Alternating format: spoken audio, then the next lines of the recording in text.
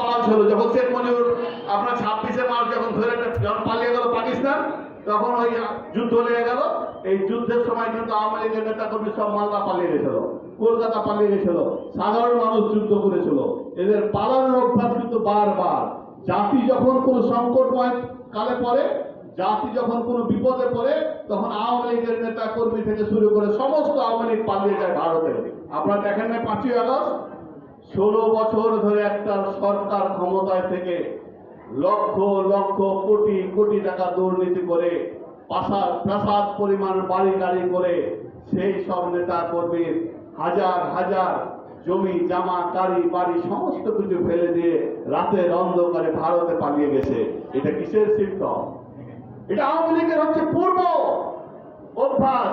যতবার জাতি সংকট আসবে ততবার আওয়ামী লীগের নেতা কর্মী পালিয়ে যাবে।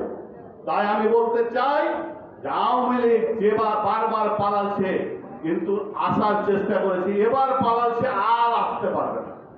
এবার যদি আসতে চাই তাহলে একটা আওয়ামী লীগের নেতা কর্মীর বিচার না করে তাদেরকে ঘরে তোলা হবে না।